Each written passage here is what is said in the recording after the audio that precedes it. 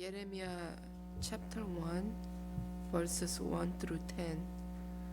예레미야 1장 1절에서 10절까지 같이 읽어보겠습니다. 한 장씩 읽었으면 좋겠는데요. 예레미야. 제가 먼저 1장 1절을 읽겠습니다. 베냐민 땅 아나돗의 제사장 중 힐기야의 아들 예레미야의 말이라.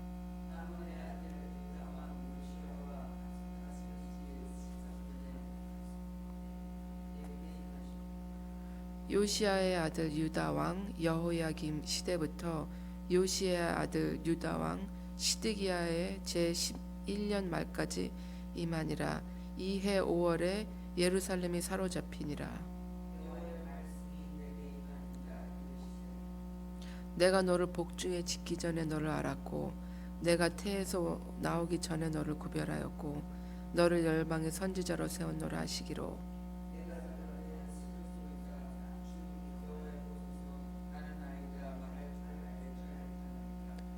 여호와께서 내게 이르시되 너는 아이라 하지 말고 내가 너를 누구에게 보내든지 너는 가며 내가 내게 무엇을 명하든지 너는 말할지니라.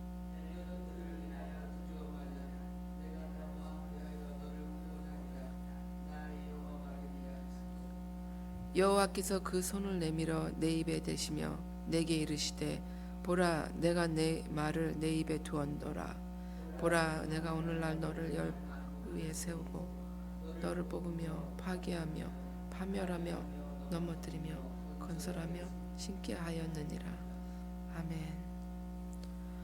고마우신 아버지 하나님 감사합니다. 새벽에 저희들을 깨워주시고 또 주님 전에 나와서 오늘 하루를 주님께 예배하며 시작할 수 있게 하시니 감사합니다. 아버지 하나님 저희들이 예배드리고 기도드리고 찬양드릴 때 주님이 임하여 주시며 주님 저희들에게 더 큰 믿음으로 저희들이 쓸 수 있도록 강하게 하여 주시고 담대하게 하여 주시옵소서. 오늘 말씀 준비는 못했지만 주께서 함께 하여 주시고 저를 통해서 주님의 말씀이 전달되는 시간이 되게 하여 주시옵소서. 예수님의 이름으로 기도드립니다.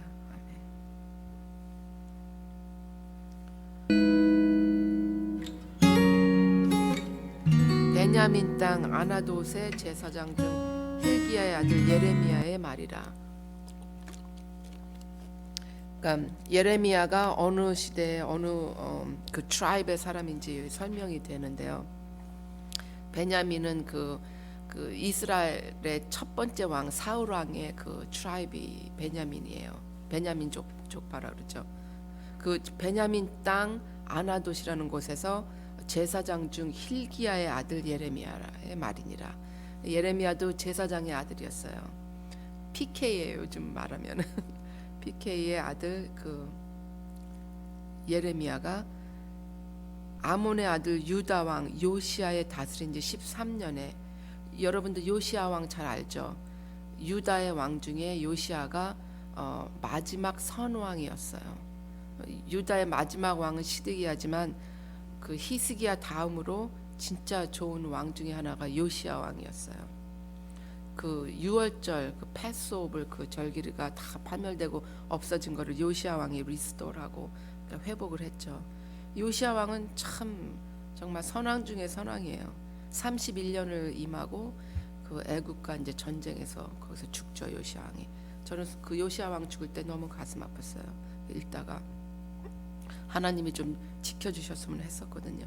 아무튼 하나님의 계획과 뜻은 항상 이렇게 미리 다 되어 있었고 왜 그렇게 돼야 되는지 성경을 읽다 보면 이제 우리가 또 깨닫게 되죠.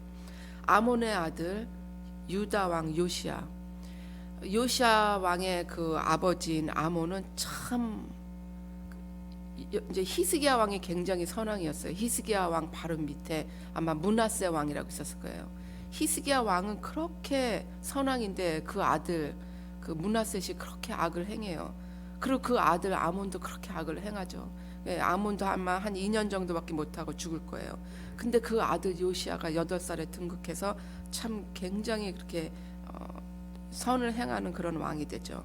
근데 그 요시야의 아들들이 이제 요시야가 죽고 나서 왕이 돼요. 그러니까 요시아의 아들 4명이, 그러니까 요시아의 아들의 아들이 왕이 되고 아들의 아들이 왕이 되는 게 아니라 그저 요시아의 아들 4명이, 바로 밑에가 아마 여호아하스 정도 왕일 거예요.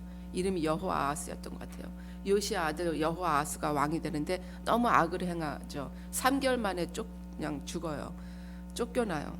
그 다음에 여호아하스의 아들이 왕이 되는 게 아니라 또 요시아의 다른 아들이 왕이 돼요. 여호야김인 것 같아요. 그 다음에 그 여호야김이 11년 정도 치리하고, 그 다음에 요시아의 아들인 여호야긴이 또 왕이 돼요. 3개월 정도예요. 그 다음에 시드기야가 한 11년 정도 치리하죠. 그러니까 그 예레미야가 그 한 5왕을 걸치면서 마지막 왕인 시드기야 왕 때까지 이렇게 예언을 하죠. 활동을 하죠. 예언 활동을, 선지자 활동을 하죠. 그 시드기야 왕이, 그러니까 예루살렘은 이미 시드기야 왕 때 다 무너지고 다 파멸당하고 바벨론에 의해서 이렇게 넘어가요. 근데 이제 여러분도 아시지만 이스라엘이 있고 유다가 있어요. 이게 스플릿됐어요. 남북이 스플릿되듯이 스플릿돼서 이스라엘 나라는 이미 아수르라는 나라, 그러니까 지금의 아마 한 시리아 정도 될 거예요. 그 아수르라는 나라가 이미 멸망을 하죠. 이스라엘. 그래서 이스라엘은 벌써 없어진 지 오래됐어요. 오래됐고 아주 오래되지는 않았죠. 이미 없어졌고, 그 다음에 이제 유다가 겨우 남아 있었어요. 존재하고 있었어요. 그때 예레미야가 굉장히 많이 예언을 해요. 그냥 하나님의 그 섭리에 순종하라. 우리는 이미 이제 멸망될 것이다. 바벨론이 쳐들어와서 우린 멸망될 것이다라고 얘기를 해요. 아수리아가 이스라엘을 치고 바벨론이 아수리아를 치죠. 그래서 이제 아수리아는 이미 바벨론에 넘어간 상태니까 이스라엘은 당연히 이제 바벨론의 것이 되고 바벨론이 나머지 유다까지 칠 것이다, 이렇게 얘기를 해요. 굉장히 예언을 해요. 그냥 썸밋해라, 썸밋하고 들어가라는데 그걸 끝까지 시드기야가 안 듣죠. 그리고 예레미야 말을 안 듣고 다른 거짓 선지자들의 말을 듣고 우리가 회복될 것이다라는 그런 말에 이제 넘어가죠. 시드기야 왕이. 결국은 시드기야 왕이 잡혀가서 이제 죽음을 당하는데, 바벨론 왕 앞에 하나님의 말씀이 요시아의 아들 유다 왕 여호야김 때부터, 여호야김이 한 11년 정도 해요. 요시아의 아들 유다 왕 시드기야 제 11년까지, 시드기야도 한 11년 정도이me요. 이해 5월에 예루살렘이 사로잡히니라. 그 왕이 되면 얼마나 그 영광이 많겠어요. 왕인데 한 나라에. 그렇지만 그 시간이 얼마나 짧고 얼마나 잠깐이겠어요. 그 오바마가 얼마나 막 그냥 막 떠서 인기 끌고 대통령이 되지만 기간은 길어야 8년이에요. 우리가 여기서 뭐 얼마나 더 잘 살아보고 얼마나 더 막 해봤자 다 거기서 거긴 것 같아요. 왕이 되든 대통령이 되든 뭐 총리가 되든 그냥 거기서 거기예요. 뭐 영국에 뭐 아직 왕 제도가 있어서 뭐 엘리자베스 여왕이 있고 그렇지만 또 거기서 거기예요. 예, 그러니까 이렇게 왕들이 막 잠깐 있다가 막 어떤 영광을 얻기 위해서, 어떤 명예를 얻기 위해서 잠깐씩 막 있다가 막 그냥 뭔가 좀 얻으려고 하지만, 이 세상에서 삶이 이렇게 짧고 이렇게 허무하고 이게 아무것도 아닌 거를 우리 사람들은 보지 못하고 자꾸 그것을 추구하고 갖고 싶어하는 그런 게 있는 것 같아요. 교회 안에서도 좀 그런 모습들이 없지 않아 있죠. 조금이라도 어떤 포지션을 가지려고 그러고 더 레코그나이즈 받고 싶어하고 더 알아줬으면 하는 그런 게 우리 사람들 마음속엔 다 있는 것 같아요. 4절에 여호와의 말씀이 내게 임하니라. 이르시되 내가 너를 복중에 짓기 전에 너를 알았고 내가 태에서 나오기 전에 너를 구별하였고 너를 열방의 선지자로 세웠노라 하시기에, 하나님께서 우리를 부르실 때는 그냥 이렇게 지나가시다가 이렇게 우연히 부르시는 게 아니고, 이미 하나님은 시작도 없고 끝도 없으신 하나님, 어디서부턴가 시작도 없이 계속 오시는 하나님, 그 하나님은 어떤 그 시간에 존재하지, 어떤 시간에 우리처럼 타임 안에 어떤 스페이스 안에 있는 것이 아니야. 하나님은 타임과 스페이스를 벗어나서 어디서부터 계속 오시면서, 그러니까 그 미래도 과거도 하나님은 그런 거에 이렇게 바운드 돼 있지 않아요. 그냥 미래도 가실 수 있고 과거도 가실 수 있고, 그러니까 이미 하나님은 복중에 짓기 전에 우리를 아시고 계셨고 이미 다 보신 거예요. 그리고 이미 그 전부터 우리를 계획하셨어요. 우리가 예레미야가 이렇게 고백해요. 나는 하나님 말도 잘 못하고 어린아이와 같은 사람입니다. 7절에 아마 그렇게 하는 것 같아요. 내가 가로되 슬프도소이다 주 여호와여 보소서 나는 아이라 말을 할 줄 뭘 알지 못하나이다. 6절에 그렇게 돼 있어요. 근데 이 말이 보니까 모세하고 똑같은 그런 내용이에요. 저는 말을 잘 못하는 사람이에요. 저를 왜 쓰십니까? 모세가 그러죠. 근데 이사야서 6장 보면 이사야도 그래요. 하나님 나는 말을 잘 못해요. 나는 쓰임 받을 자격이 없어요. 하나님은 근데 보니까 이렇게 겸손하신 분을 잘 이렇게 크게 쓰시는 것 같아요. 물론 겸손하다고 해서 믿음이 없다는 건 아니고 겸손하지만 믿음이 있는 사람은 하나님이 이렇게 크게 쓰시는 것 같아요. 나는 아이입니다. 알지 못합니다. 나는 말을 잘 못합니다. 근데 하나님께서 그래요. 여호와께서 내게 이르시되 너는 아이라 하지 말고 내가 이미 너를 태중 전에 짓기 전에 내가 너를 계획했다. 너는 아이라고 하지 말라. 네가 아이든 네가 말을 못하든 내가 너를 불러서 쓸 때 내가 너에게 능력을 주고 내가 너와 함께하니라. 이렇게 말해요. 내가 너를 누구에게 보내든지 너는 가며 내가 내게 무엇을 명하든지 너는 말할지니라. 우리는 순종만 하면 되는 것 같아요. 믿음을 갖고서 그저 순종하면서 내가 아무리 부족하고 내가 아무리 그렇다 할지라도 하나님이 내게 능력 주시면 난 뭐든지 할 수 있다는 걸 믿고 우리는 그냥 하면 되는 것 같아요. 순종이 굉장히 중요한 것 같아요. 너는 그들을 인하여 두려워 말라. 그들을 인하여 두려워 말라. 그러니까 두려울 일이 생길 거라는 거예요. 그러니까 하나님의 일을 하다 보면 어려운 일들이 너무 많이 생겨요.